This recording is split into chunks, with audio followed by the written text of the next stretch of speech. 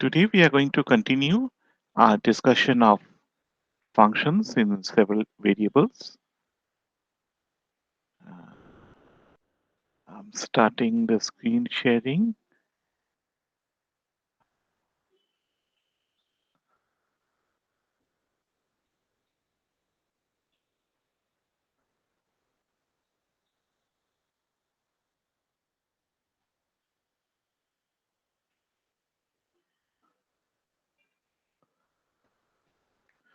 Okay.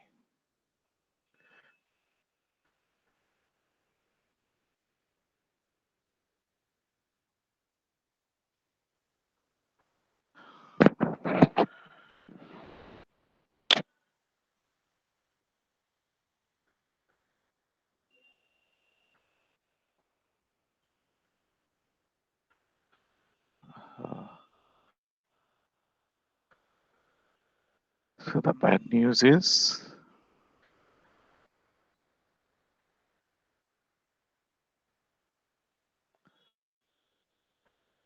that a file has not been saved.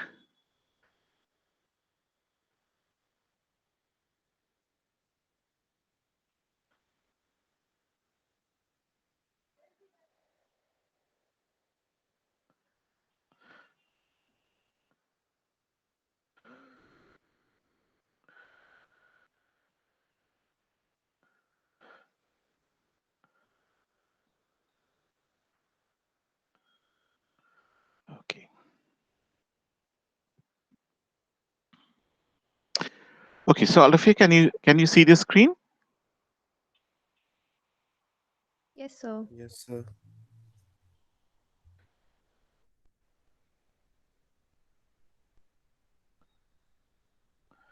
Okay.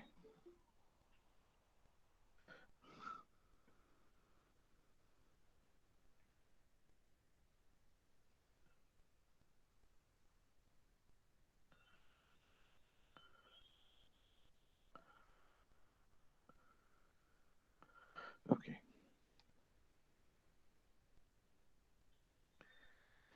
Mm, okay. Now I just wanted to.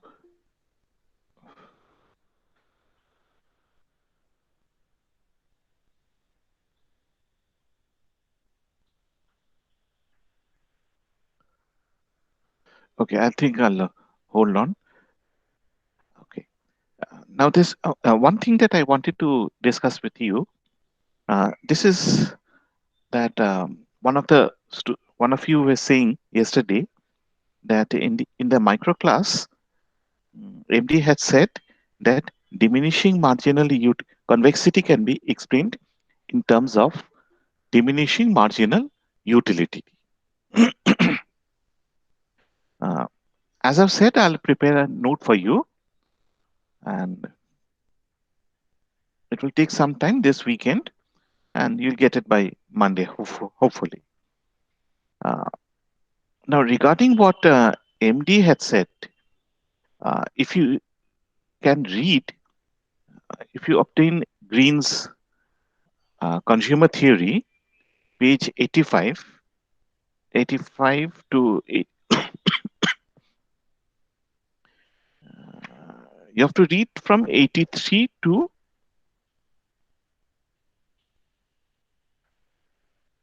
89, but especially from 80, page 85 and 86. You will see that Green says that convexity implies that the U1 by U2 ratio, the slope of the indifference curve, steadily decreases as we increase consumption of X1. Okay. Acha. Now, Green writes, I'm reading from Green's book. One might be tempted to explain this by appealing to a general law of diminishing marginal utility as follows. As a consumer consumes more of a commodity, the extra utility derived from each additional unit diminishes. Okay. So as you are increasing consumption of X1, your marginal utility falls. Thus, as X1 increases along the indifference curve, U1 falls. But at the same time, X2 is decreasing. So that by the same argument, U2 rises. Since the numerator of U1 by U2 falls and its denominator rises, the ratio must fall. So MD's argument was based on this logic. Uh, but Green continues that there are two observations to be made about this argument. In the first place, there are other ways in which the ratio could fall.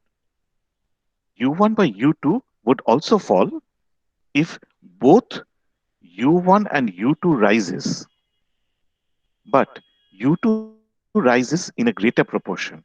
Or if U2 and U1 fell, but U1 fell in a greater proportion. Okay. So what Green is basically saying is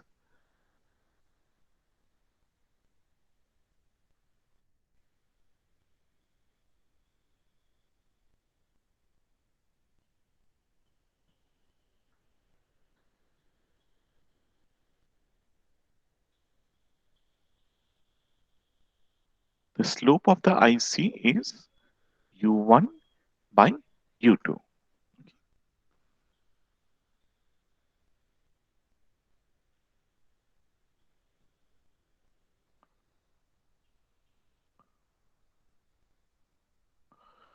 So as we go down, as we increase consumption of X1, the slope falls. So that means this ratio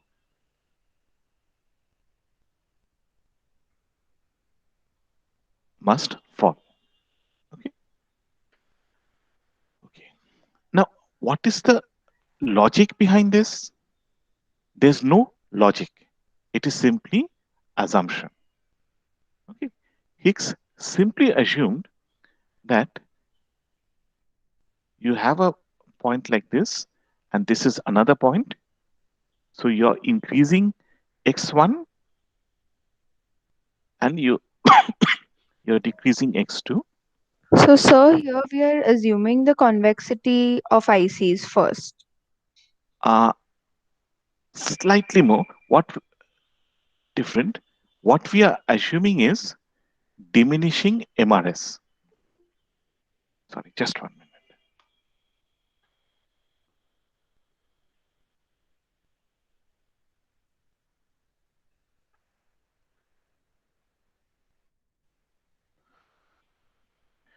Okay. So this is the assumption.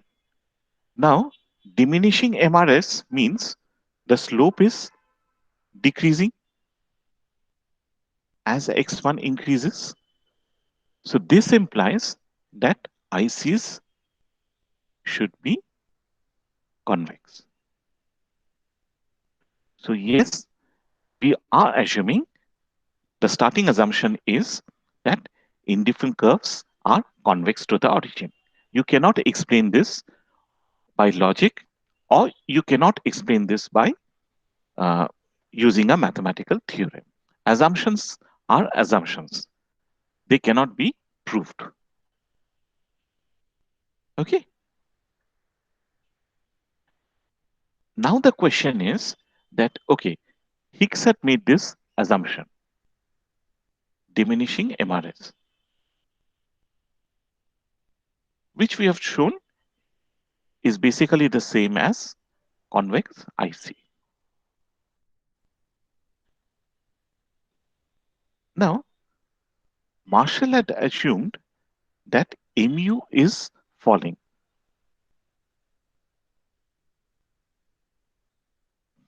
What is the relation between these two? And the answer is that the law of diminishing mu is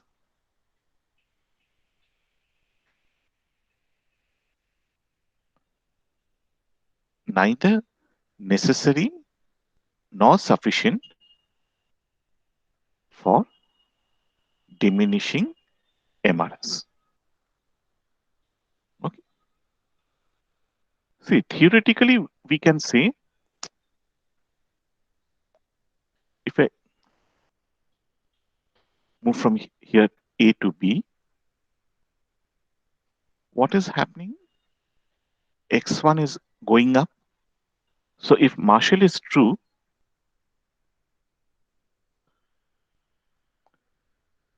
U11 is negative. Therefore, U1 is falling. Okay. Simultaneously, what is happening? X2 is falling. So if the law of diminishing mu holds, we have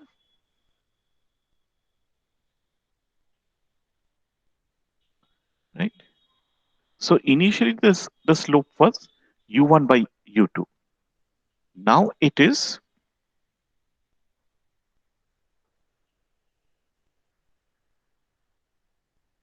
right. The numerator is decreasing, the denominator is going up. So what will happen to slope? The slope will be falling. So theoretically, it may appear, if you argue like this, it may appear that if we simply assume that Marshall was true, there's no conflict. We have convexity of indifference curves. But forget these relations, u11, u22, forget about them. Okay, so just cross out these. So when I'm coming from here to here, suppose I had u1, u2, and now suppose both of them are increasing. Okay, but u2 increases more. What will happen to slope?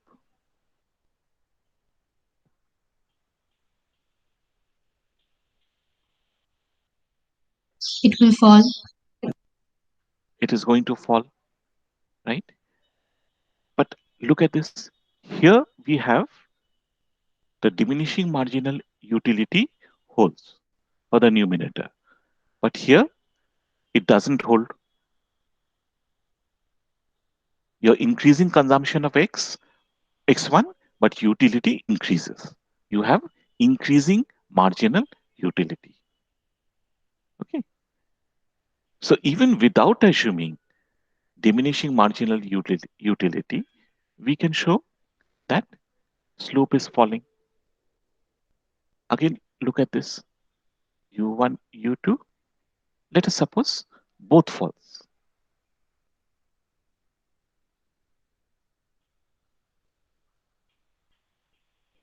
The fall is greater over here. Numerator falls more. Again, what will happen to the slope?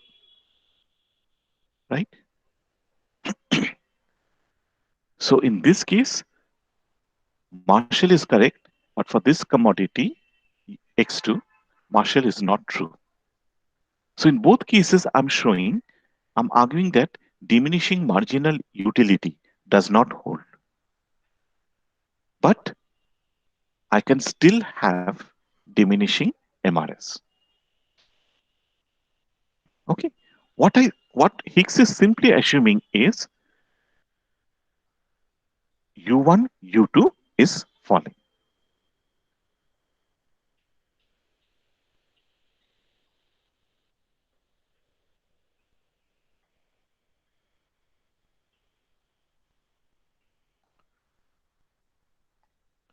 This can happen in three ways. One I've showed you, or rather two I've showed you. In this case,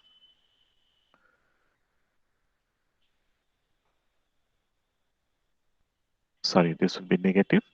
So both are falling, numerator is falling more.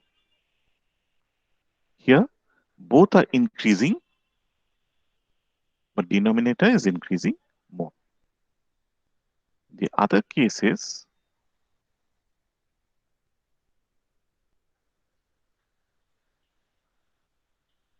this. So this is the case when the Marshallian law holds. But in these two cases,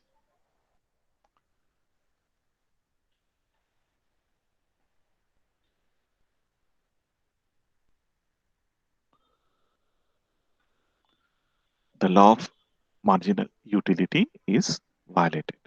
It is violated here, it is violated here. Okay.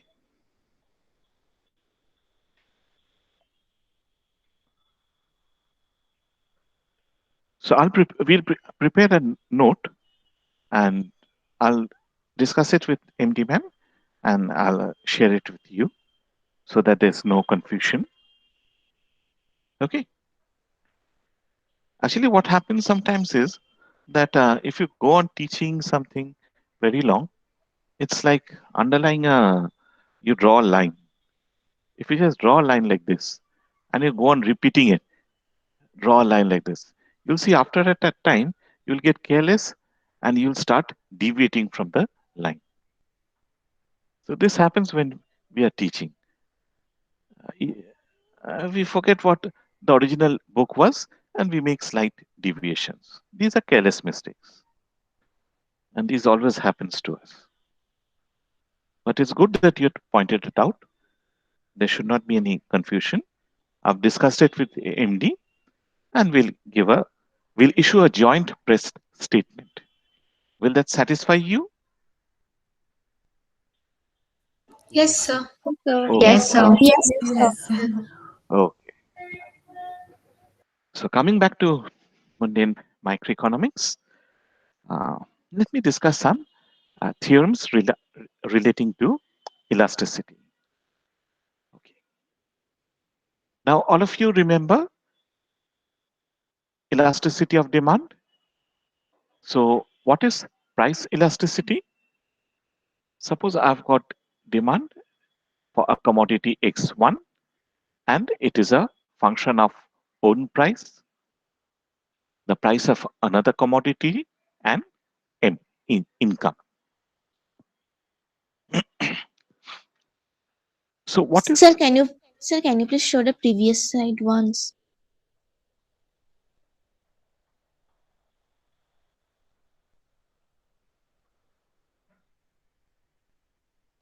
Okay, sir. so what is the definition of price elasticity? The degree of responsiveness to No, the the change. mathematical definition formula. DQ DQ by DP P into by P Q by into Q. dq by dp. Wait, I've written x1 over here, so it's dx1 by dp1.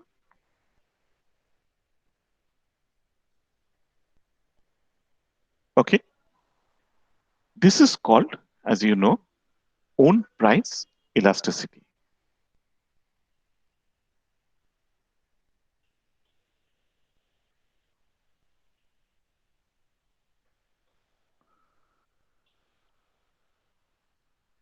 We can also, now if P2 changes, X1 also changes.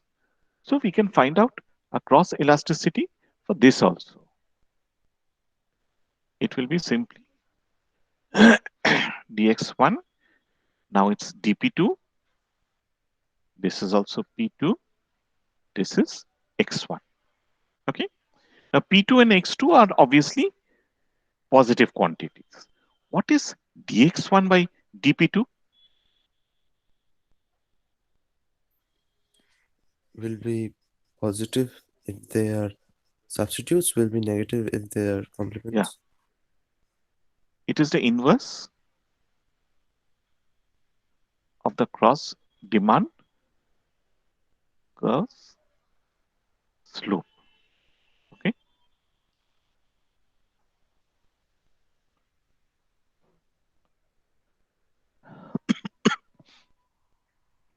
So if they are substitutes, what is the cross demand curve? T and comma Positively sloped. is going to be positively sloped. So this is going to be positive.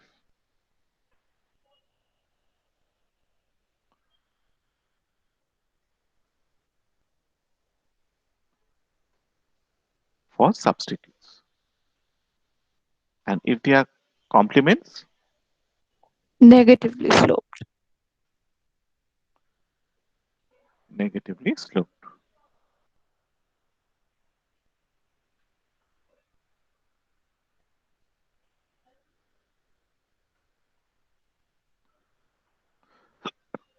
Okay. And if they are unrelated, Zero. Can't say anything. sorry, There is no relation, therefore the dx1 by dp2 is 0. yes. Vertical. So, sorry, I didn't get you. Sir, is it vertical? No, in that case, we cannot draw the function. It will be, if I draw it, it will be similar, totally random like this. How are we getting these curves? We are connecting points, right? Can you connect these points using a curve? No. So therefore, the slope will be 0. Or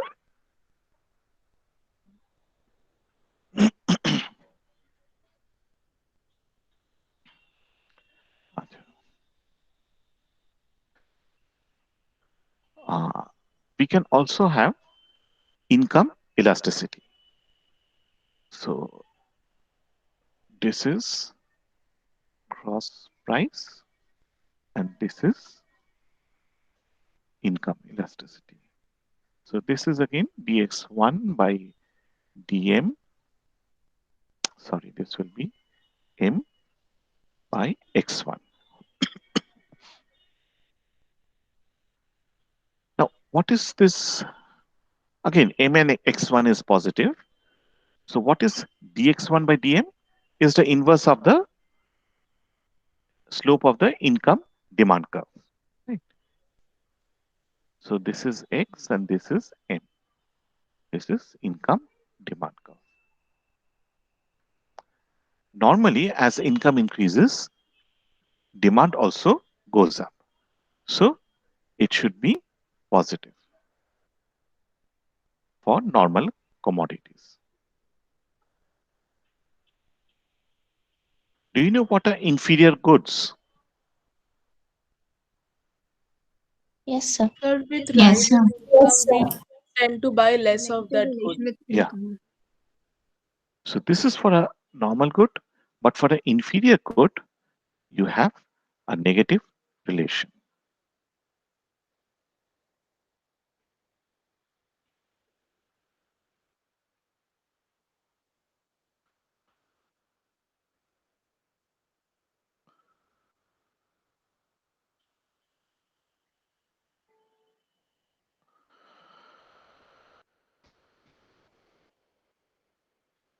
Okay.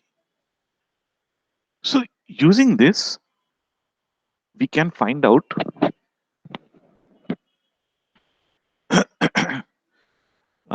if we remove this minus over here, okay, if we drop the minus, this will be negative, right? Okay. So if I tell you the value of an elasticity, then it should be possible for you to identify what type of commodity it is. Suppose I say that cross price elasticity between two commodities X and Y is minus 4. What can you say about the commodities? Komal Bihani, will you please answer?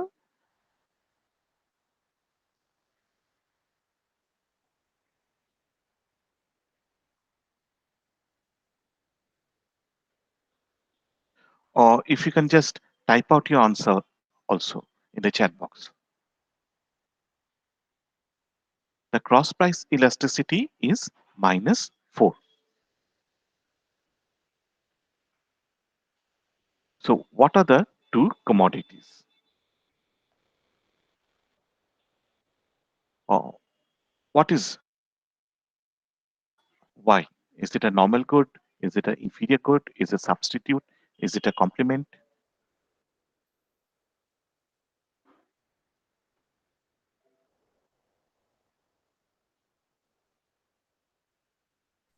Sir, it is a normal good. And sir The cross complement. Price elasticity তো তাহলে আমরা মানে compliments তো হয় cross price The হলে Yes, they complement. are complements. Compliments Complement. it's a complement. Cross price means you have to look at this part. Okay. Suppose I say that it's a the income elasticity is plus 2.4. What will you say? Normal normal good. Normal normal goods. Good Normal goods. Acha. If I say that the price own price Sir, elasticity, yes, sorry, sir, is not it a হ্যাঁ বলো luxury good? Sir, কি plus 2.4 is not it a luxury good? Because MD man In- asked that, for sir, am income I audible? elasticity? Yes, Hi, sir. it's audible. Yes, sir. MD man taught us if the income price elasticity is greater than 1, it's a luxury good. Income price elasticity. Yes, sir. If it's greater than 1, then it's a luxury good. Income elasticity. So Yes, sir. that's okay. We'll come to that later. But normal good or inferior good? Is it a normal or inferior good? Yes, sir. It's a normal good. Okay. If it's 2.4, it's a normal good. Acha. Have you heard of sorry? Have you heard of Giffen's good? Yes, sir. It has an Yes, sir. upward sloping demand curve. Yeah. So how can you identify an a Giffen's good? Sir, when the price increases, the demand for that good also increases. Also It has a direct relation with the price. Okay. So using elasticity, how can you identify whether a commodity is a Giffen's good or not? If So it the is price positive elasticity is positive. The price elasticity is positive Price elasticity is positive. Now, what is the difference between a Giffen's good and an inferior good? inferior good it is on the basis of income and Giffen good it is on the basis of price. I mean, the relationship. So actually both inferior and like Giffen good is a kind of an inferior good, but it has a positively sloped demand curve. Like inferior goods have negatively sloped demand curves, but for Giffen goods it's positively sloped. Okay. See, inferior goods are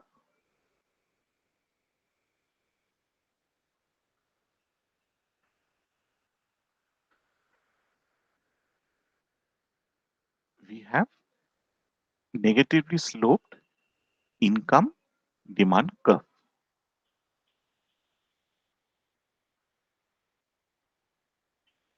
Okay. That is the simple definition of inferior goods. Uh, if you want to use the Higgs, the decomposition of the price and income effect, the income effect is therefore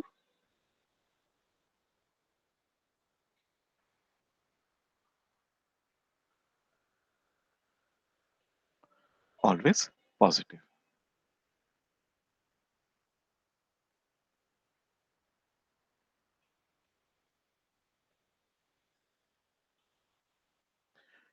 See, we know that the substitution effect is always negative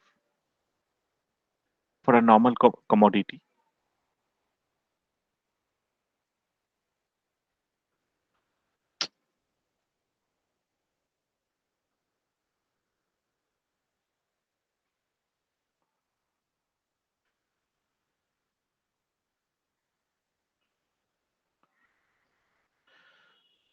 income effect is always negative.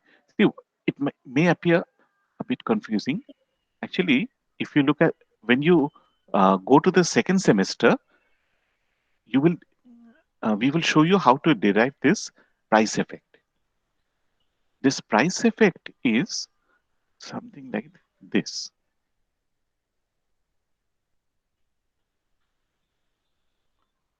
Utility is held constant. This is the substitution effect, and the income effect is this. Okay, there's a minus in front of it. Now, if you just look at this, in case of a normal commodity,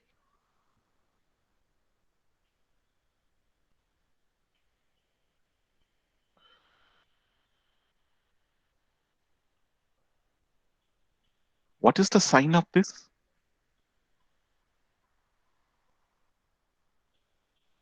Positive. It is positive. But look at this entire term, including the negative sign.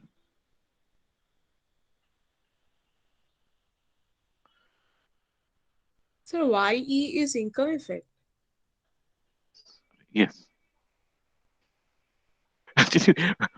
Why we use take from the macro? Macro, you see me right? Income is equal to C plus I plus G. That's why Yes, sir. it should be IE. Okay. So the income effect is minus x1 by dx1 by dm. So what is the income effect? Is it positive or negative? Negative. Negative. It is negative.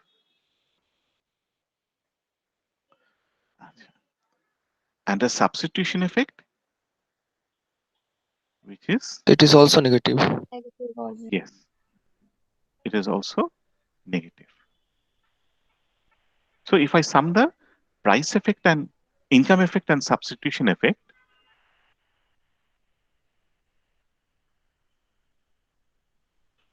এটা ভুলে গেছে.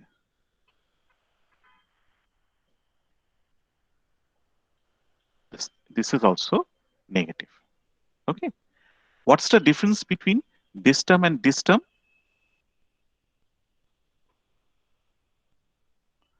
Both are dx1 del x1 by del p1. Acted it is the price of the other commodity. No, both of them are del x1 by del p1.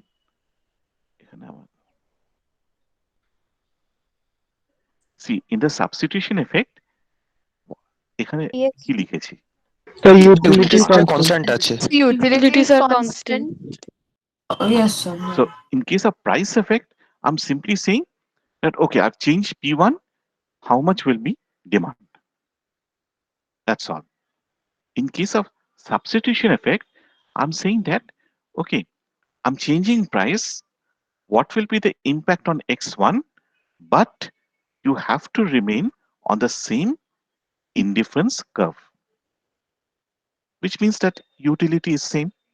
U is equal to U bar. Okay.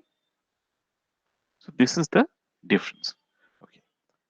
Now, in case of if you're bringing in an inferior good, the income effect is always positive. See, what happens is del x1 by del n. This is now negative. So the income effect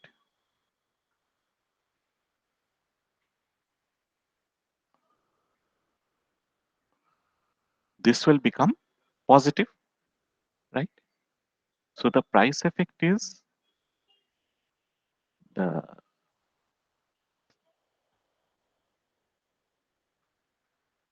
substitution effect is, sorry, let me write it down.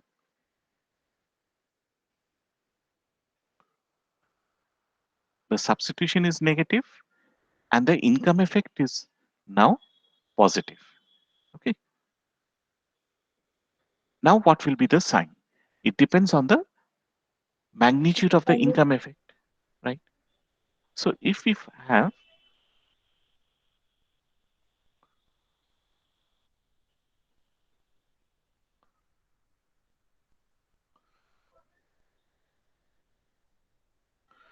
what is the price effect now?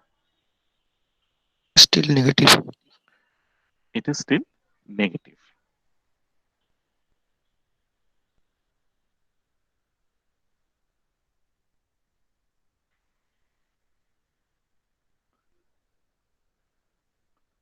Now Positive. it becomes positive. Positive. So this is a Giffen's good. So if you want to define an inferior good, you have to say that it's a commodity for whom the income effect is always negative. If you want to define a Giffen's good, two things. The income effect is positive, and secondly, it is greater than the substitution effect. Okay. So what is the relation between Giffen's good and inferior good?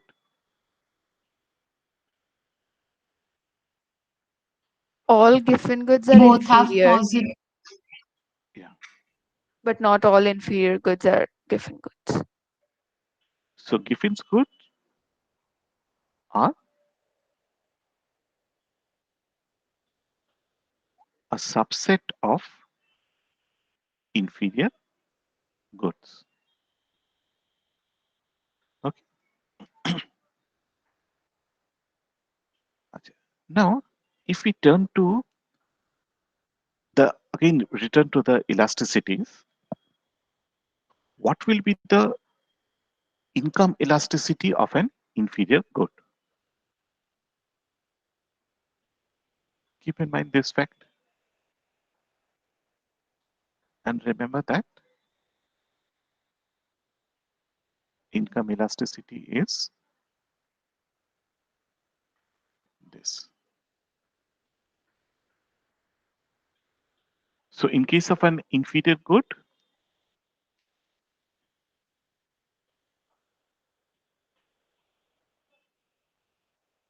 negatively sloped income demand curve. So what is the income elasticity?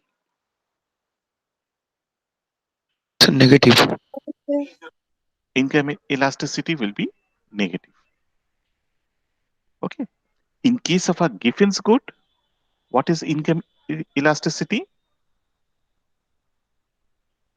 So it is also negative. Again, it's negative. Now, if I look at the own price elasticity, okay. If I look at own price elasticity, this is dx, right?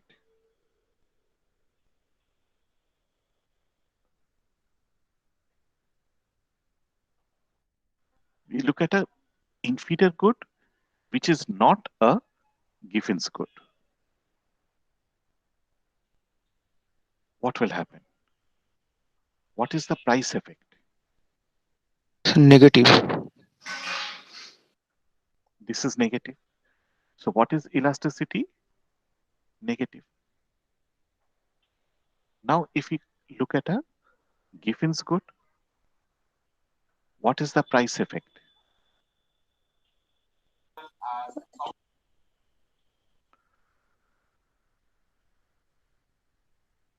What is the price effect? Positive. Positive. It's positive.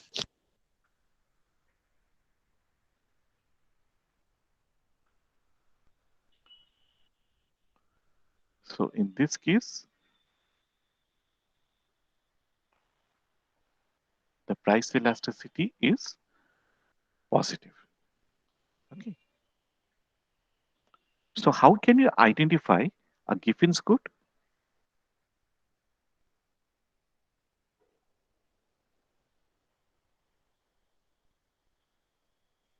Can you use income elasticity to identify a Giffen's good?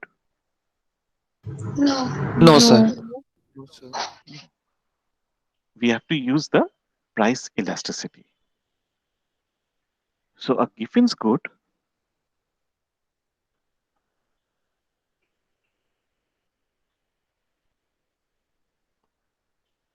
will have two things. ও এটাতে M হবে, আমি ভুল করেছি।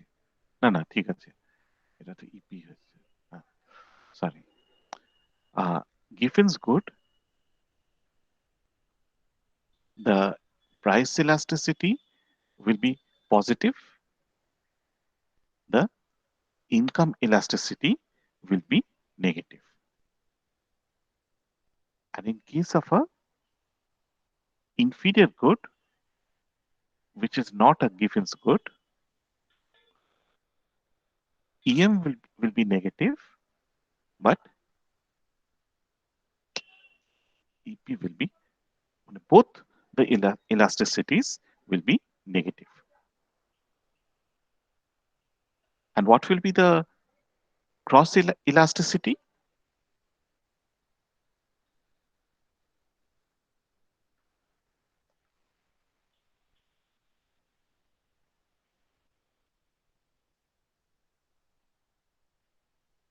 That does not matter. We don't know.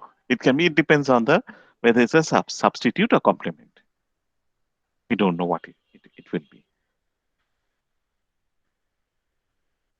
Okay, so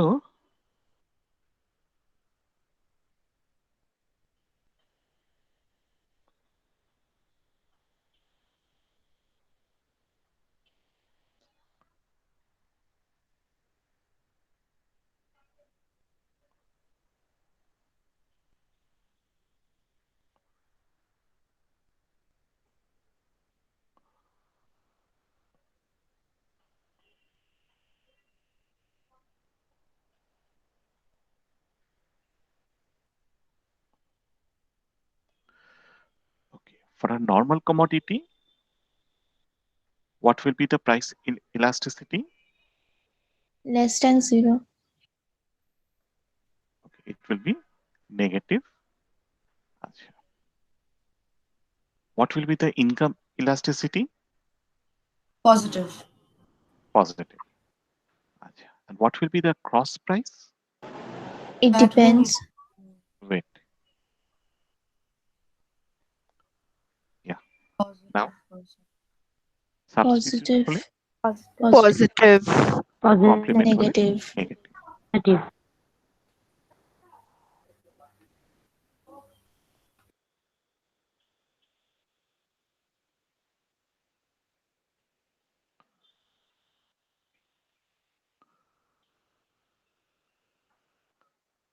Substitute পার্টটা তো it holds for all commodities.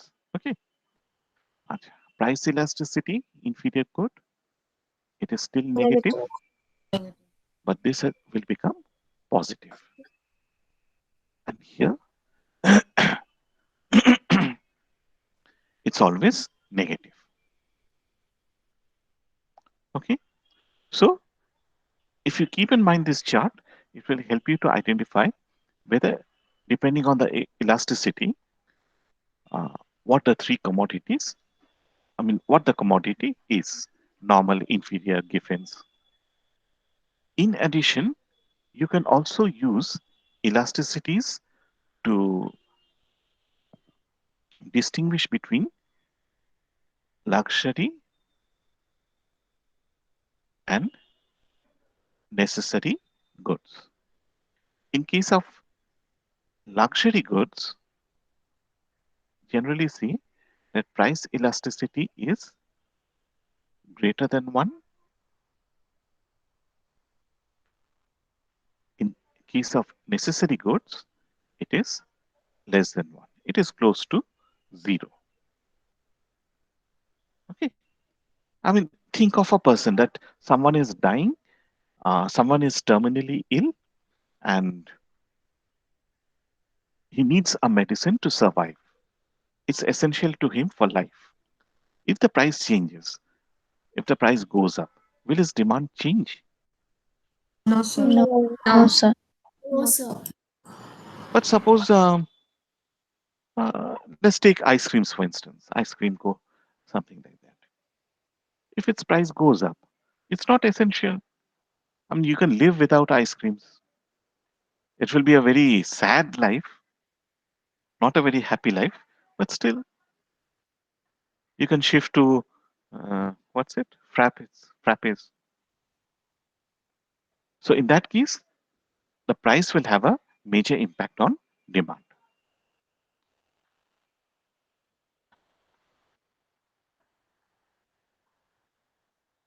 Acha. Can we use income elasticity to define to use luxury or necessary goods?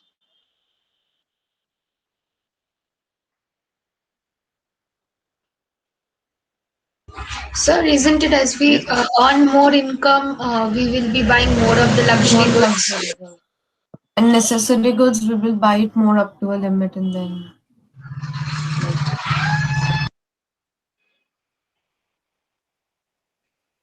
Actually, over here, uh, a German statistician called Engels. He's not Frederick Engels, by the way, no relation to Marx's friend.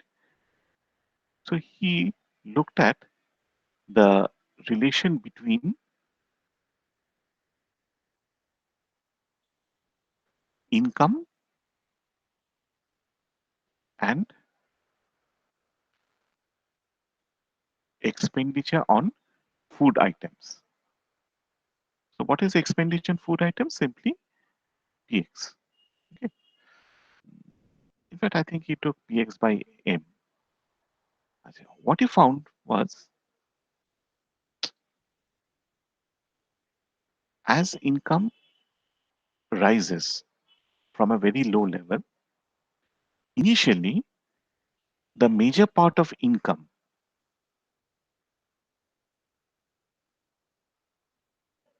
okay, that is spent on items like food, clothing, housing, this will increase. So these are necessaries. So initially, as the income rises from a very low level, you will spend a greater part of your income on necessaries. After you reach a critical level,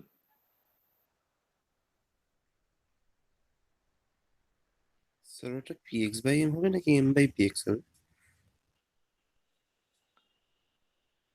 PX by M, the expenditure, the amount spent on food, clothing, তো M px by টা PX কত কেন হয়? হবে? What is the share of your income spent on food? আচ্ছা আচ্ছা হুম, Price of food into quantity of food by M. আচ্ছা Now, after critical level, income continues to rise, but now the amount that you spend on necessaries will start falling. দেখো x টা তো বাড়ছে, p is constant, so x can go up, but px by m, the share of income, that is going to fall. And what is going to happen is you're going to spend more and more income on luxuries. This is going to rise.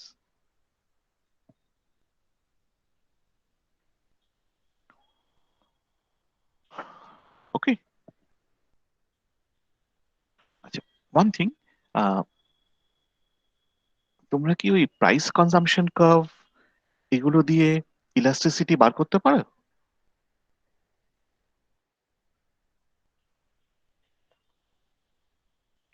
মানে this is the indifference curve x1 x2.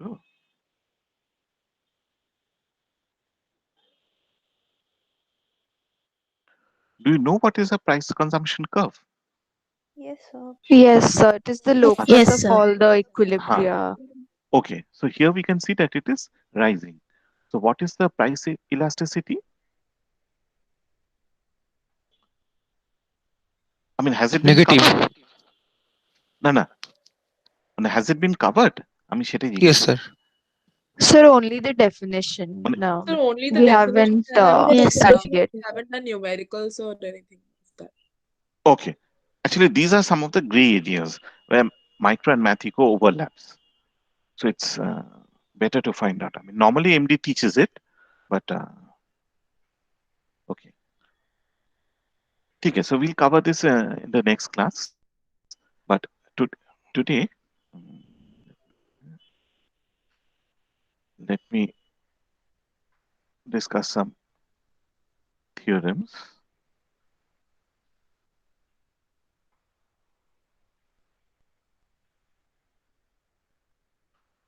Okay.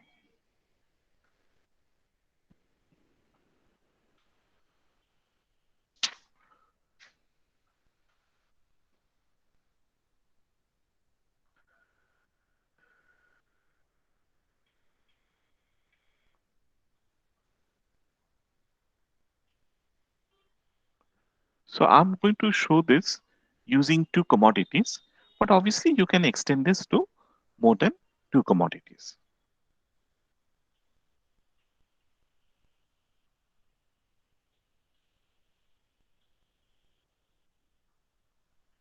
Okay, so this is the budget line.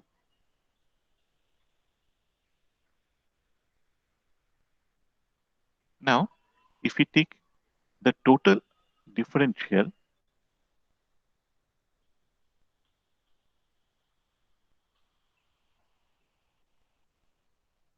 dm, price is constant, so it's P1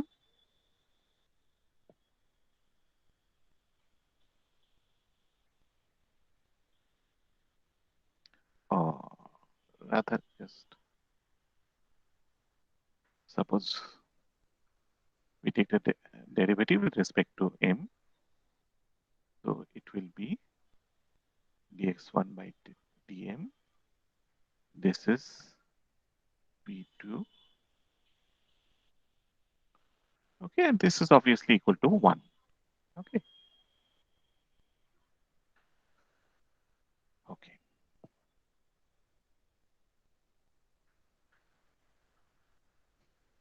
Okay. Now, if you divide by m,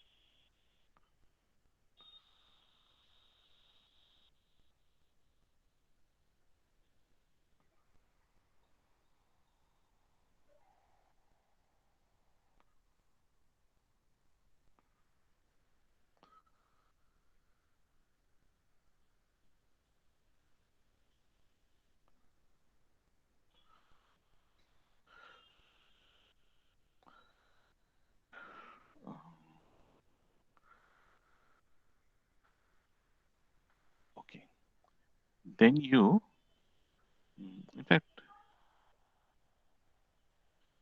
you don't take the brackets. If you lift the pen, it starts. Sir, won't it be zero because income is constant? So differentiating it. No differentiating income. না তাহলে mটা if m is constant, then how can we take this Oh, dm? okay, sir. Okay, sir. Got it. I got it confused. So, oh god, হ্যাঁ ঠিক আছে। আচ্ছা, তারপরে m তো চলে এলো। আচ্ছা, এখানে তোমাকে ওকে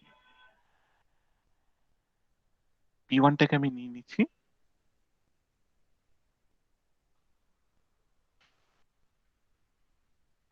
See, I'm bringing this m over here.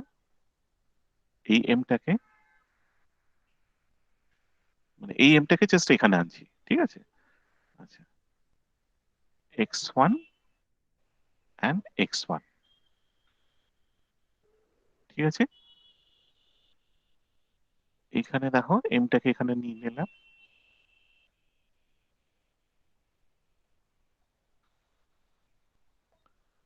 আচ্ছা, তাহলে আমার p2 by m থাকলো।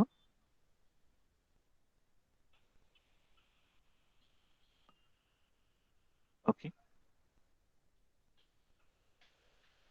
স্যার ডিএম হবে। dm হবে না এইটা। আচ্ছা, what is this?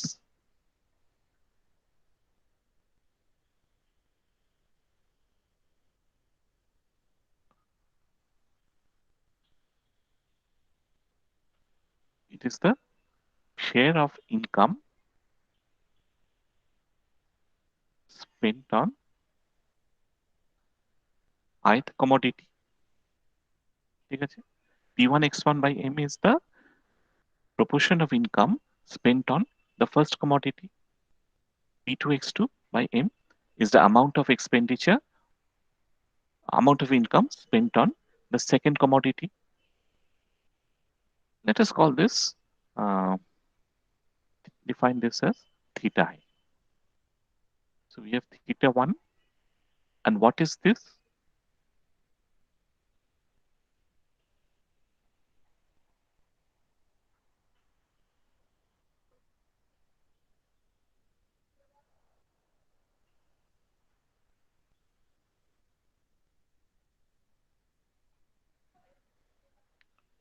What So do we income call elasticity of good one. Some elasticity. em1? This is theta 2, income elasticity of 2.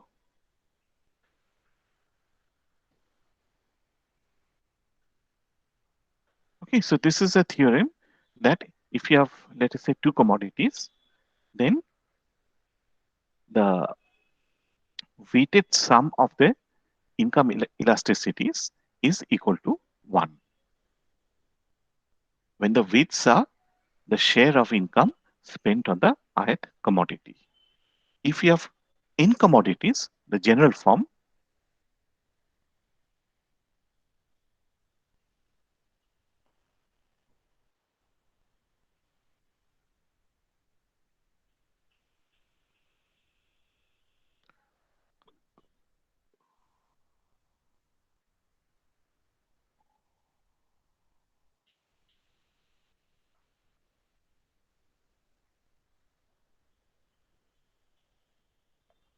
okay.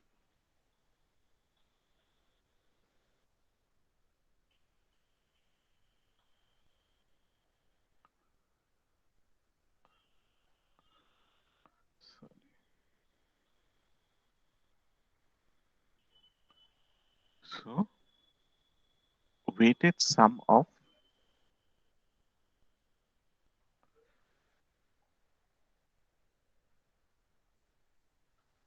is unity when the weights are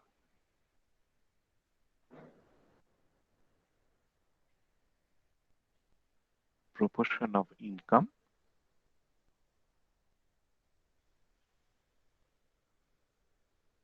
spent on each commodity.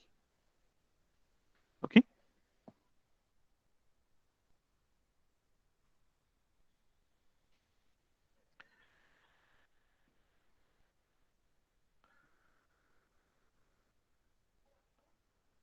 Right? Okay. I'm going to the another Sir, could theorem. you show the previous slide once? This one or before that? Yes, sir, this one.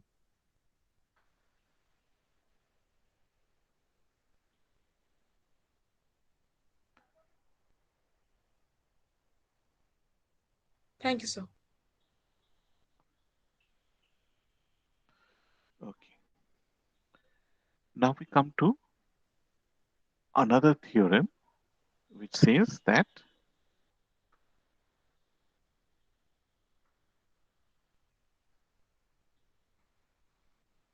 sum of own price, cross price,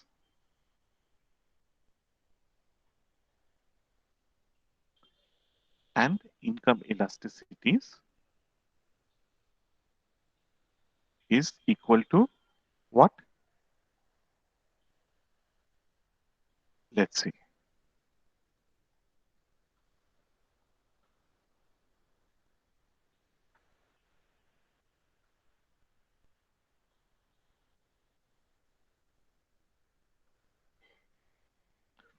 Okay.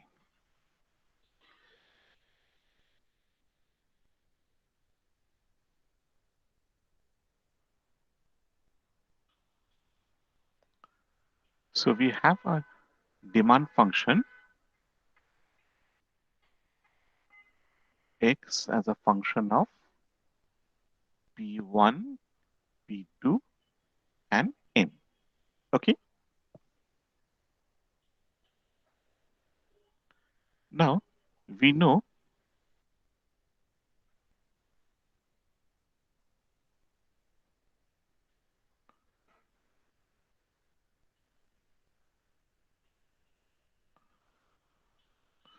that demand functions are homogeneous of degree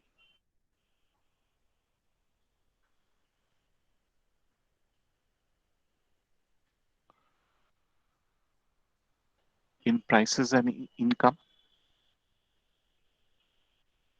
of degree what? 1. Degree 1. Degree 1. 0. Degree 0. They're homogeneous of degree 0. যদি তুমি price income সবই যদি lambda দিয়ে increase করো, what will happen to demand? It is going to remain same. আগের দিন দেখালাম না, your budget line will remain same and indifference curve is unaltered. So it is homogeneous of degree 0. So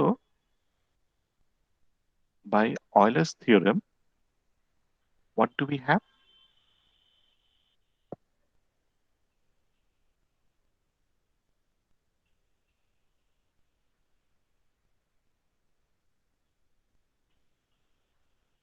If we increase them by lambda, it is lambda to the power of n. N is the degree of homogeneity into x. In this case, n is 0. So it is still, it becomes lambda to the power of 0, which is 1. So it is x. And on the right hand side, we have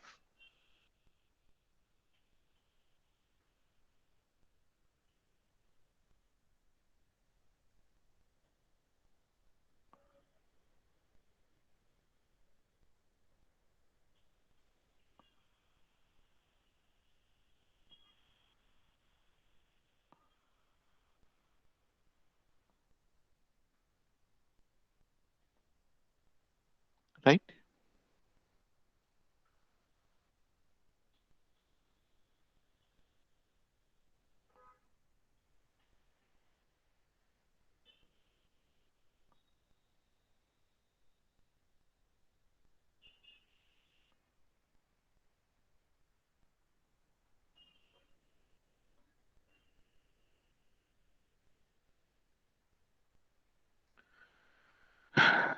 Just give me 1 minute, please.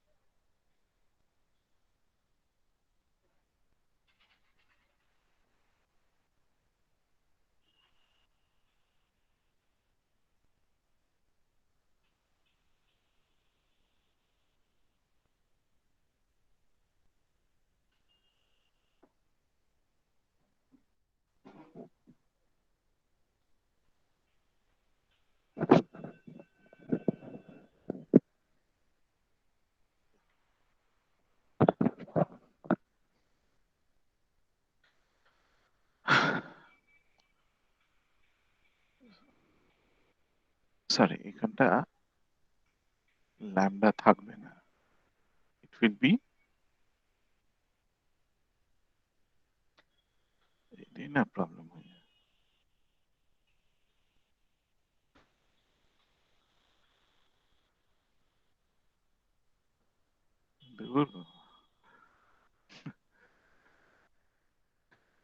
Oh, I can't write it. So it will be nx. If n is 0, so it becomes 0. ঠিক আছে? And this is the right hand side. আচ্ছা, okay.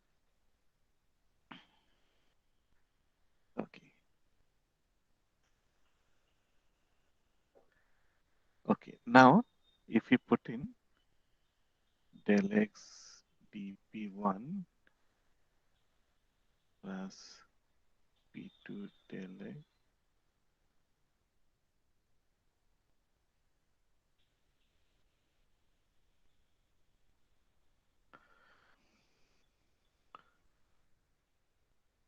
আচ্ছা, I'm just dividing everything by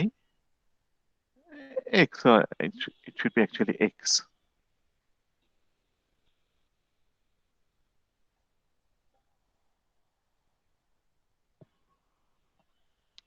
ঠিক আছে, এখানে তো 0 by x is 0. So what do we have over here? This is the own price elasticity, E1. This is the cross price elasticity, which is E2. And this is the income elasticity. This is equal, and the sum is equal to 0.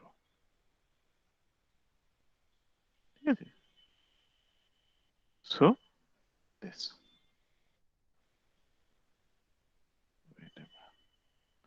It's okay. So is it clear?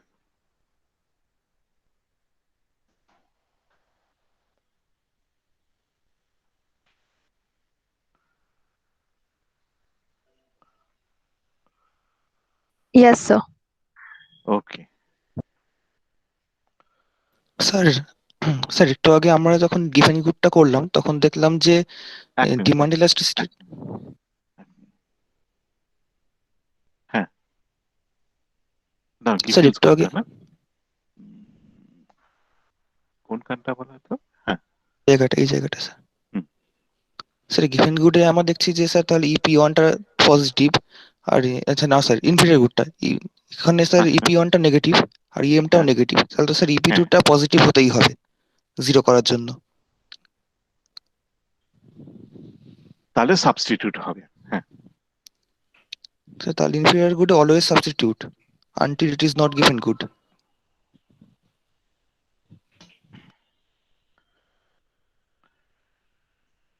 Okay let's go to the next theorem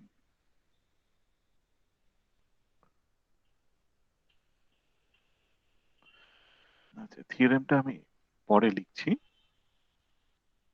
actually দুটো version আছে 2 good আর 3 good এটা starting point হচ্ছে এইটাই এত অব্দি ঠিক আছে so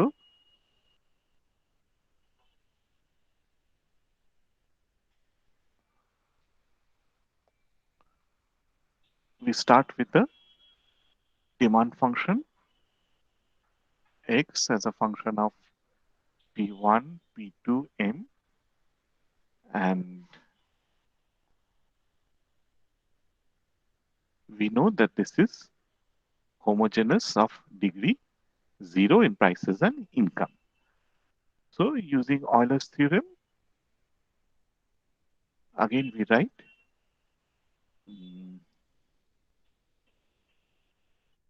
P1 del x by P1, P2 del x by del P2 plus m holo del x by del m, and this is equal to n into x, which is 0.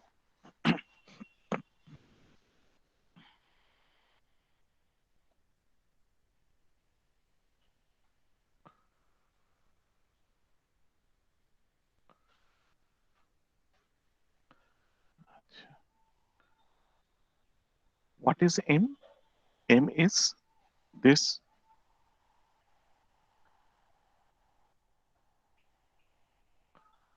M এর জায়গায় P1 X1 লিখলাম।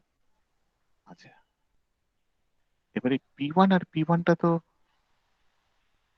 আমরা sir common এটা নিতে পারি। Homogeneous to the degree হ্যাঁ, 1 তো কি কেন 1? 0? Homogeneous to the degree 1 আগেরটাও P1 তো তাই ছিল। কোথায় বললাম? Homogeneous of degree 0। এইটে কিভাবে সাম অফ 0 হবে? এই ইনকাম ইলাস্টিসিটি সামটা 1 হচ্ছে। আগের দিনই তো তোমাদের করালাম না যে কিন্তু হোমোজেনাস ফাংশনের ডেফিনিশন যে হচ্ছে যে ইচ অ্যান্ড হ্যাঁ, এভরি টার্মের যে পাওয়ারের সামস গুলো হবে অফ দি ইন্ডিপেন্ডেন্ট ভেরিয়েবলস ওইটা কনস্ট্যান্ট হবে। তো P1 কনস্ট্যান্ট এর হবে না তো। n into x. দাঁড়ান, আমি অয়েলার্স থিওরেমটা আরেকবার লিখে দিচ্ছি। অয়েলার্স থিওরেম বলছে you have a function f of x1 to xn hmm and it is homogeneous of degree n. ঠিক আছে, তাহলে n into y is equal to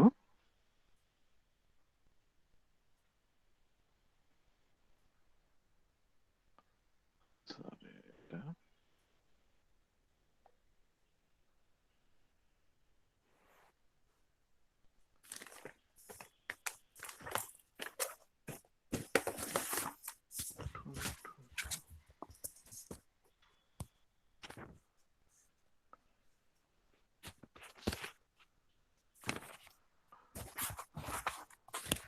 এইটে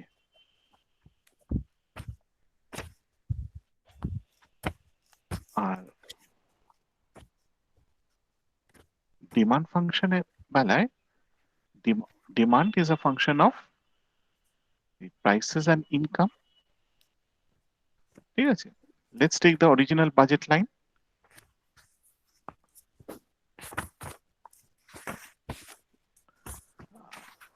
তাহলে এখানে স্লোপ কত হচ্ছে? p1 by p2 hmm this is equal to u1 by u2. আচ্ছা, এবার তুমি সবকিছু ল্যামডা দিয়ে মাল্টিপ্লাই করো। prices now lambda p1.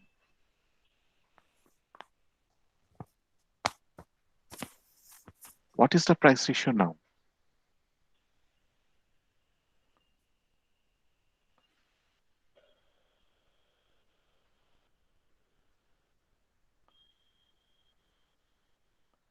It is same.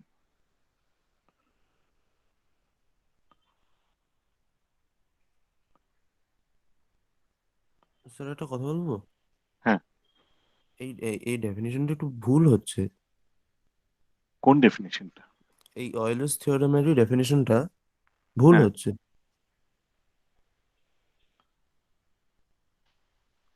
এটা এইটার যে ফাংশনটা দিয়েছেন ny এটা will be ly equal hmm ny এটা যে এক্সপ্যান্ড তারপরে যে equals to x1 into d y by dx1 দিয়েছেন এটা একটু গন্ডগোল হচ্ছে।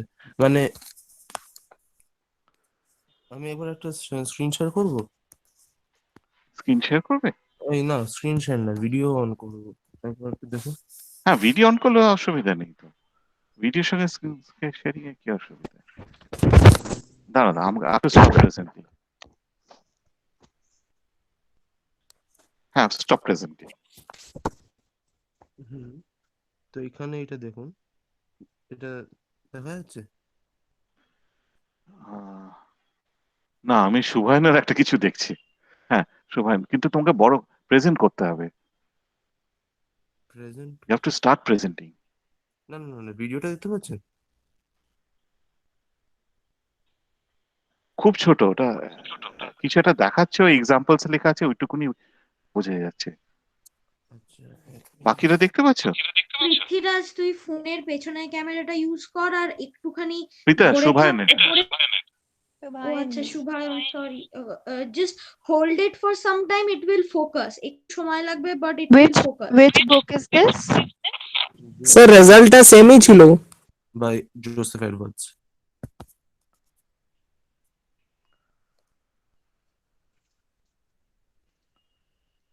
না না দেখি or না click a picture and send like হ্যাঁ, এইটাই। কৃত্তিকা বা কেউ শেয়ার করে দেবে। এবার দেখা It's not coming out clearly. দেখা তো যাচ্ছে, it's not very clear.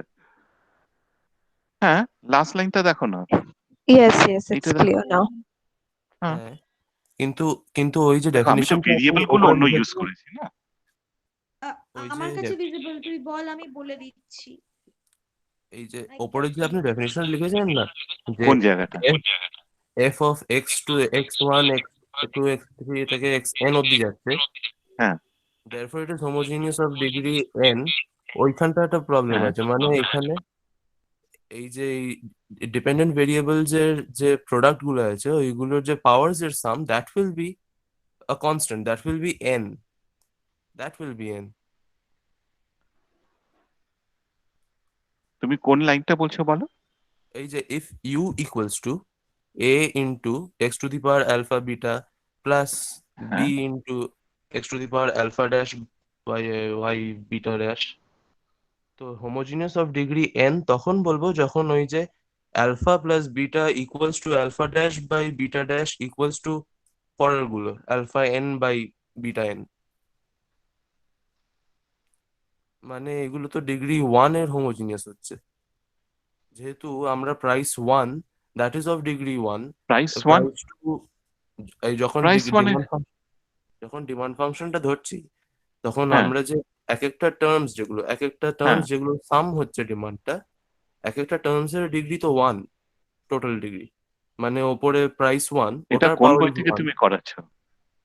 এটা হচ্ছে differential calculus for beginners, Joseph Edwards এর। Just wait a minute, just এক মিনিট স্টপ করো। প্রেজেন্টেশন স্টপ করবো? না না, আমি দেখছি কেউ ঢোকার চেষ্টা করছে। মানে তোমার ওটা কি তোমার স্ক্রিনে মেসেজটা আসছে? হ্যাঁ হ্যাঁ হ্যাঁ হ্যাঁ, ওপরে নোটিফিকেশন আসছে, হ্যাঁ। ঠিক আছে, দ্যাটস ওকে। মানে এই সাইটে একটু ভিডিওগুলোতে হ্যাক করার চেষ্টা হয়েছিল, সেটা বলছি। হুম,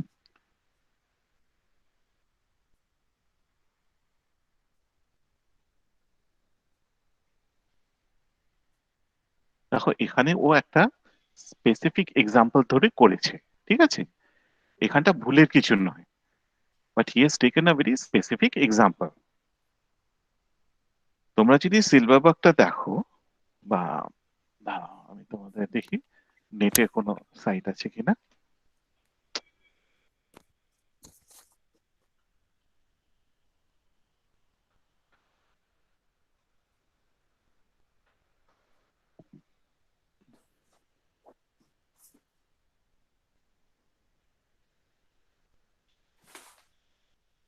অ্যাকচুয়ালি অয়লার্সে আবার অনেকগুলো থিওরেম আছে।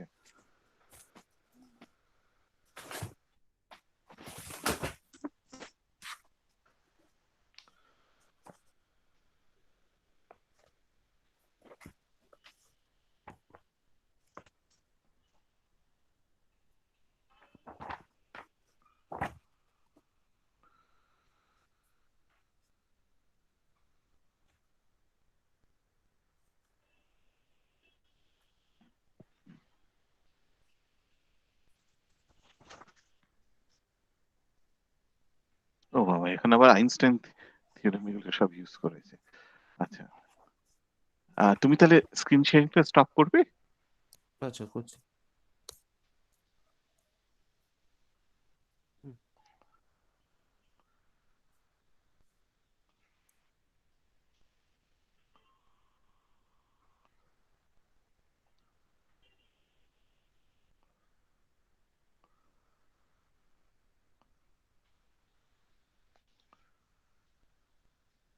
হ্যাঁ, ক্যান ইউ সি দিস?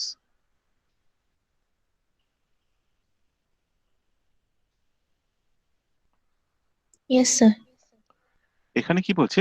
ফার্স্টে হোমোজেনাস ফাংশনের ডেফিনেশন দিচ্ছে। See you have got a function f as a function of x and y. Okay, you are increasing both of them, both x and y. all the inputs, all the variables by some factor t. In that case, the original function will become t to the power of n into fxy. N is the degree of homogeneity. আর এইখানে দেখো ওই two ভেরিয়েবলের জন্য দেখাচ্ছে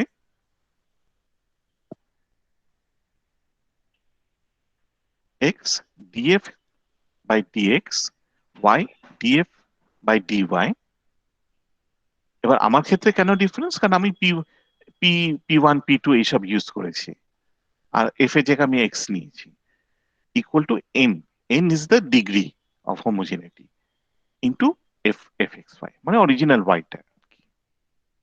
এবার যেহেতু আমার nটা 0 হচ্ছে, সেই কারণে এই পার্টটা আমার ক্ষেত্রে, এই ডিমান্ড ফাংশনের ক্ষেত্রে, it will become 0. Otherwise it will be n into the original function. ঠিক আছে? If you want, nটা 0 কেন হবে? n 0 হচ্ছে কারণ আমি তো এটা প্রুফ করে দিলাম। এইখানটা দেখো, ডিমান্ড ফাংশন কি? এইটা হচ্ছে ডিমান্ড ফাংশন, এটা তো ডিমান্ড ফাংশন, নাকি অন্য কোনো ফাংশন ইউজ করো? হ্যাঁ, ডিমান্ড ফাংশন। হ্যাঁ, what is the equilibrium condition? তোমাকে বাজেট লাইনে this is the price ratio. হ্যাঁ হ্যাঁ, ঠিক আছে। এবার তুমি prices and income multiply prices and income by lambda, তাহলে বাজেট লাইনটা কি হবে? ল্যামডা এম হবে। What are the new prices now? Lambda P1 into X1. X2 প্রাইসটা কি হচ্ছে? Lambda P2 into X2. এইবার প্রাইস রেশিওটা কি হচ্ছে? প্রাইস রেশিও আবার P1 বাই P2 তেই চলে আসছে।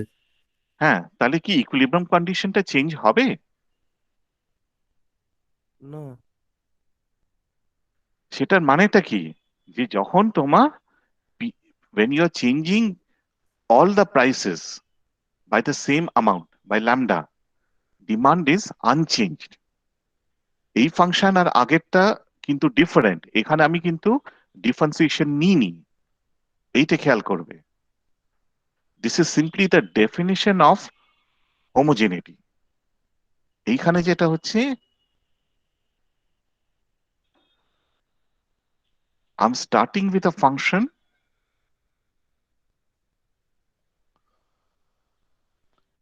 then I'm taking lambda p1, lambda p2, lambda m। ঠিক আছে? তাহলে এখানে যেটা হবে, it will become lambda to the power of n x। এবার এখানে আমি কি দেখছি, কি আমার একই x হচ্ছে। So what does it imply? n must be 0. When is this equal to x?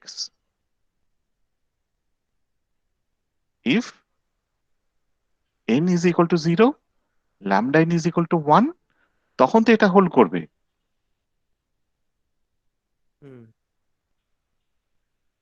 তাহলে কি দাঁড়াচ্ছে? The demand function is homogeneity of degree. এই ডিগ্রিটা কি, nটা কি, ভ্যালুটা কত হচ্ছে? 0 হচ্ছে। আচ্ছা। এইখানটা আমি ডেফিনেশনটা ইউজ করছি, আর Euler's theorem is something else. Euler's theorem হচ্ছে এইটে, আর এইটে হচ্ছে ডেফিনেশন অফ হোমোজেনিটি। এইখানে দেখো আমি ডিফারেন্সিয়েট করছি, সেই কারণে এখানে lambda to the power of N হবে না, এন হবে শুধু এন ইন্টু ওয়াই। তোমরা সিলভারবার্গের এই বইটা পাতাটা দেখে নিও।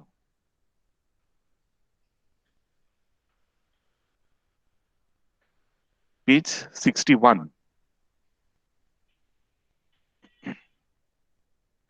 পেজ 61-এ থিওরেম 2 দেখবে, একদম নিচের দিকে আছে সিলভারবার্গকেও যদি বিশ্বাস না হয়, দেখবে সিলভারবার্গ পরে পাতায় ওটাকে প্রুভও করে দিয়েছে। If you want to see Chiang, you can also see Chiang. এইটাই হচ্ছে স্ট্যান্ডার্ড ডেফিনেশন।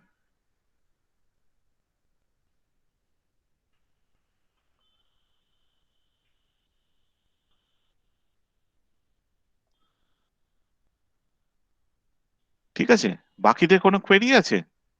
শুভায়ন, তুমি একটু বইগুলো দেখে নিও, তারপরে যদি তোমার অসুবিধা হয় তুমি আলাদা করে আমাকে ফোন করে নিও। স্যার আগের স্লাইডটা একটু দেখাবেন? এইতে ইয়েস স্যার, থ্যাংক ইউ। আচ্ছা, so here remember that this is homogeneity of degree 0, so it is 0 into x, which is 0. আর এই the Euler's theorem is simply n into x is equal to this term, ঠিক আছে, p1 p2 m, এগুলো দিয়ে আমাকে differentiate করতে হবে। আচ্ছা, so after differentiating I'm simply putting in the value of m over here.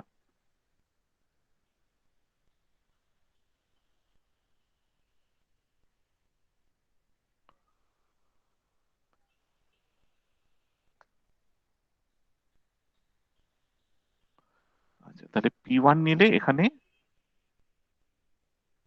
x1 হচ্ছে dx by d1 হচ্ছে, this is p2 dx by p2 plus x2 dx by dm equal to 0.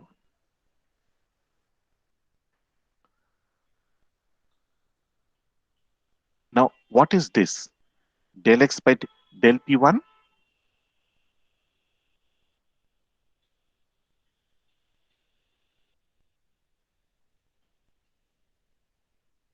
The price effect. This is the price effect. ঠিক আছে, minus x1 del xi by del m, এইটা হচ্ছে income effect.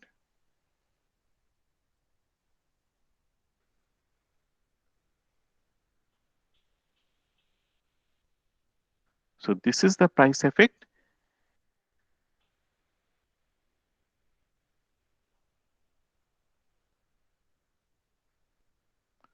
Sorry, ওখানটা আমরা কি বলেছিলাম? এখানে you তো কনস্ট্যান্ট নেই।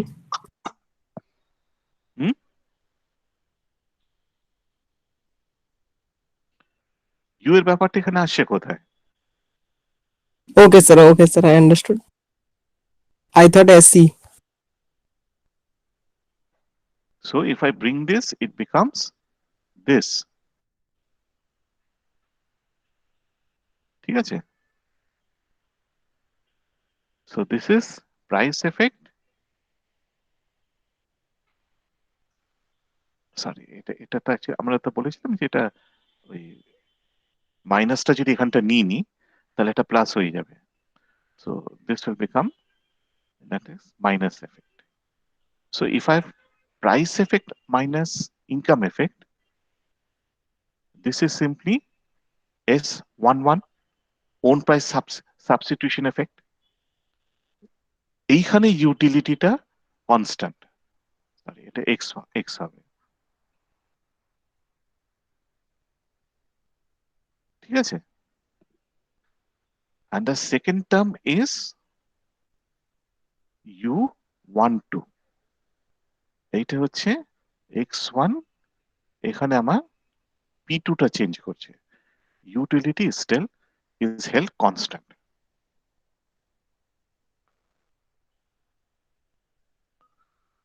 So this is equal to 0, ঠিক আছে। এবার প্রাইস গুলো তো সবসময় positive,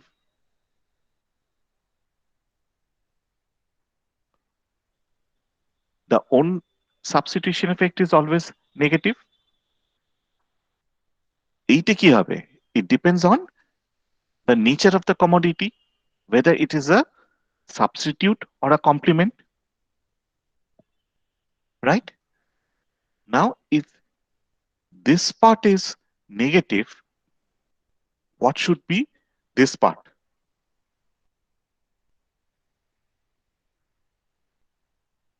Can this be negative?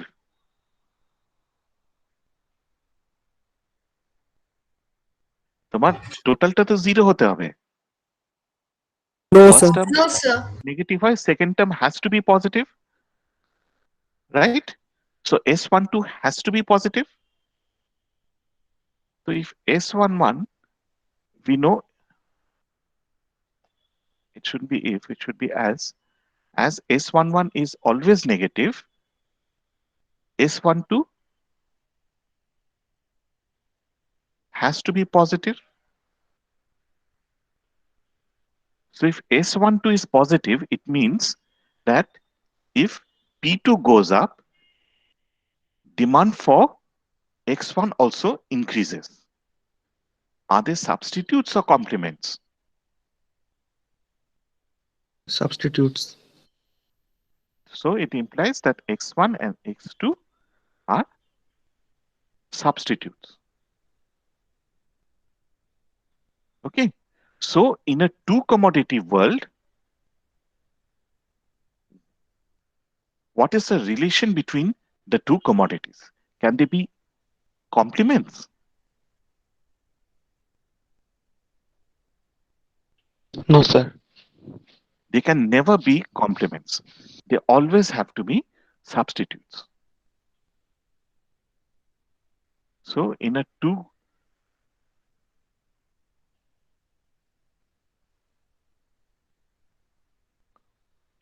commodity world,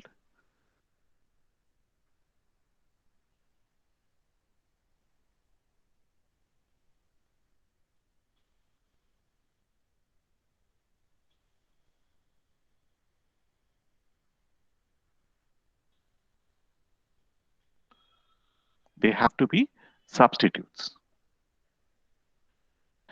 And if you extend this theorem,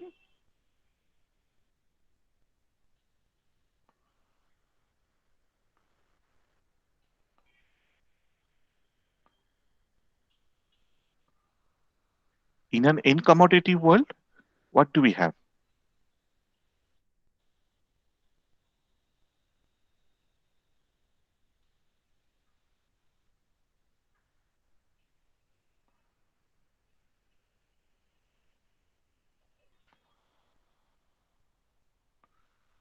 Suppose your demand curve is a function of P1 to Pn and m. Using the same approach, just like this, it is homogeneous of degree 0, and using Euler's theorem, we have this result. Now,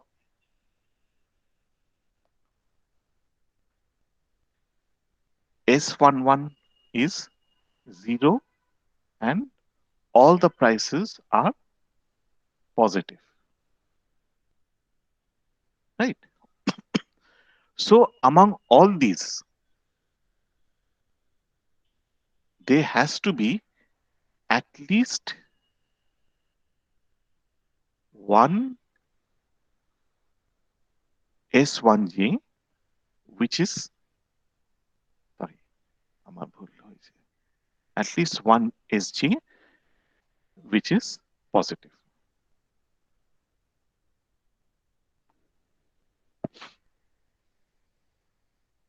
ঠিক আছে? দেখো এইটা তো negative, so it has to be cancelled out by one positive case.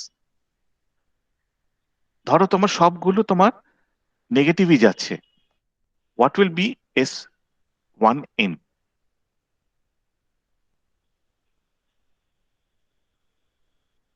ঠিক আছে, you have negatives, negative চললো, ঠিক আছে, Positive. তারপরে this has to be positive, so these are substitutes. So in an incommodity world, we must have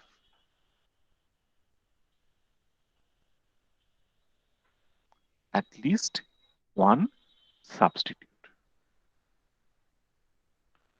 Or it can be written in a slightly different way. All goods cannot be complements. যদি সব complement হয় তাহলে কি হবে? S12, S1n are all negative. তাহলে আমরা যদি সাম করি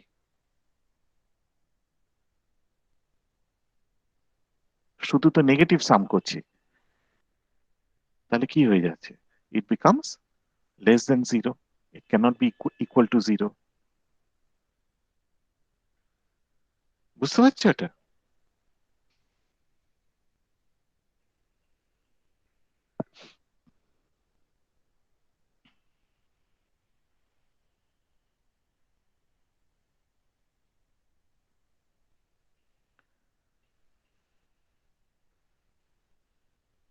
Is it clear? Yes, sir. Yes, sir. ঠিক আছে, এই টু কমোডিটিটা করে দিয়েছি। প্রুফ দিস রেজাল্ট, এই রেজাল্টটা তোমরা নিজেরা একটু করে নাও, ঠিক আছে?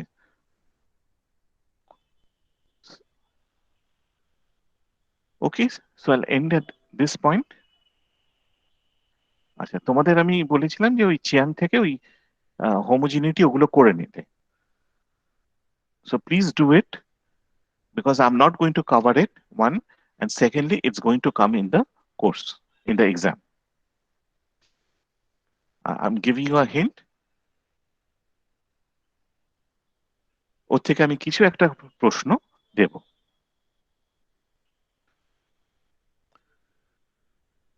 ওকে, স্যার হোমোজিনিটি থেকে? হোমোজিনিটি থেকে না, ওই properties of Cobb Douglas production function, properties of linearly homogeneous production function.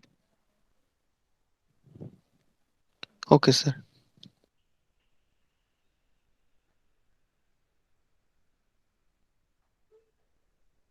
ঠিক আছে, আমি এখানে I'm ending over here, and again I would say there's no need to trust me. It's always good to have a skeptical mind. So please read up page 61 in Silverberg's book, Theorem 2, Euler's theorem. And be careful, Euler has several theorems, so be a bit careful which theorem you're following. Don't read a mathematics book, because in that case you might get some other theorem. Euler is a highly productive mathematician. Okay? Okay, sir. Upanita, sorry, I couldn't. But did you understand? Upanita, I didn't see your chat box. If I'm presenting, I can't see.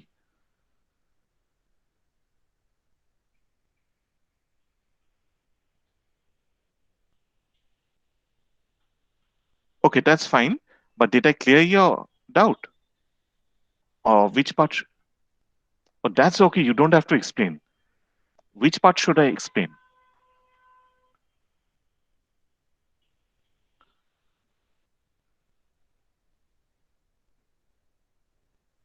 Okay.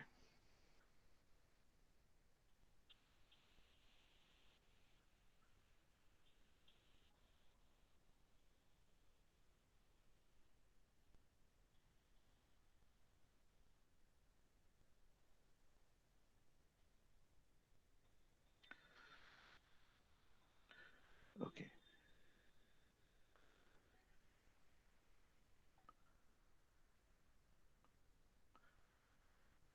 See what in the general case,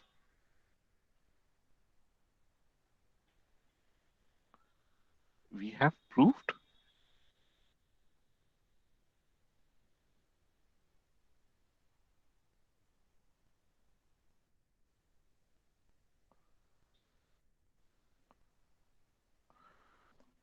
okay.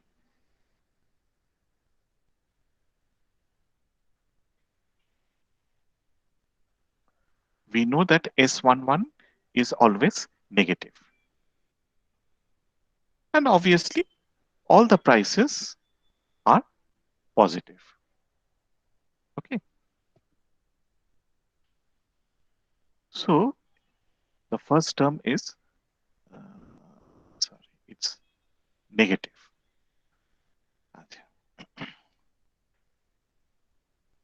Now suppose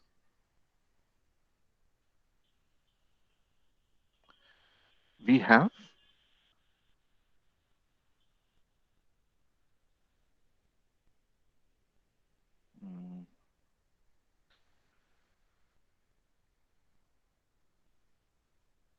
sorry, no, this is, I don't think this is what you want to know, right? Sij, you want to know Sij is, why Sij is negative.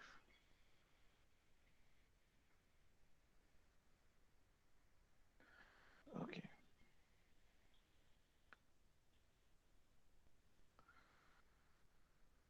Sorry, why Sij is positive. Okay.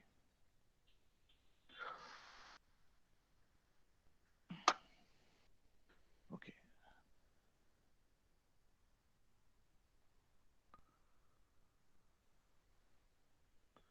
Why is Sij positive? See, in the two commodity case, it is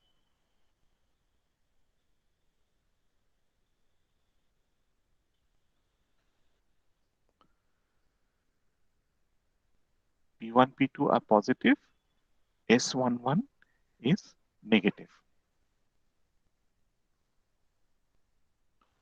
Hicks and Slutsky has proved this. Okay, I'm not going to, it's proof, it's too technical. Okay, so what we have is the first term is negative. Therefore, P2 S12, right? We have a situation like this. Therefore, if the first term is positive, the second term has to be greater than 0. P2 is 0. So S12 also has to be 0.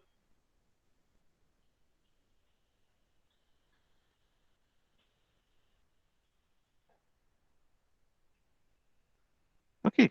So this is the first term, P1, S11. This is negative. The second term has to be positive. Otherwise, it cannot be 0. Okay. Now, if you're taking a product, either both has to be of the same sign. Both are negative or both are positive. But P2 is positive. Prices can never be negative. So S12 is positive. If we go to the general case, again, P1 S11 plus P S12 Pn S1n is equal to 0. The first term is negative, okay, because it's S11. So if we take the remaining terms, at least one of them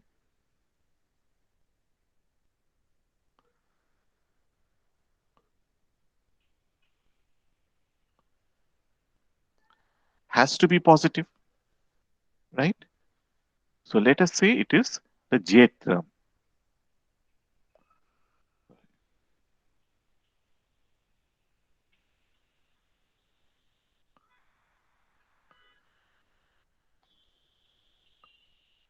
Suppose this is true. Since Pj is positive, Sij it has to be positive, right? Now, if we look at, assume that all goods are complements, which is false. But let's do the proof by contradiction. P1 S11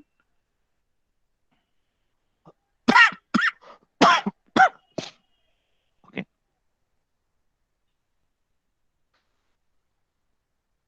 Now, complement means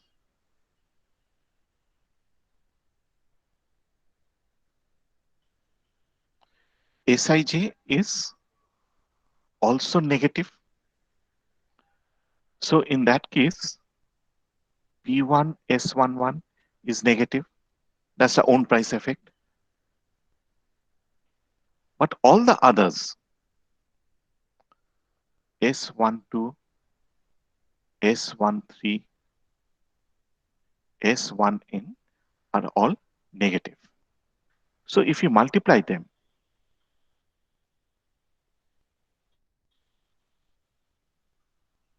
price is positive. So if you multiply them, what are the signs? The signs are still negative. So all of them are negative. So if you sum the negatives, can you get 0? So the left hand side will be negative, which is not equal to 0, the right hand side. So obviously there's a contradiction. All commodities cannot be complements. You have to have at least one substitute. In an n commodity world, at least one commodity must be substitute. In a two commodity world, obviously the second commodity, one and two, has to be substitutes. Okay, I'll end it at this point.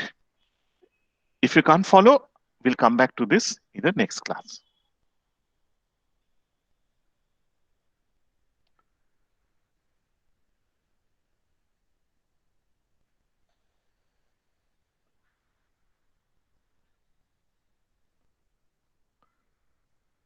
Okay, Operator, if you can't follow, when your battery is better in the next class, please let me know.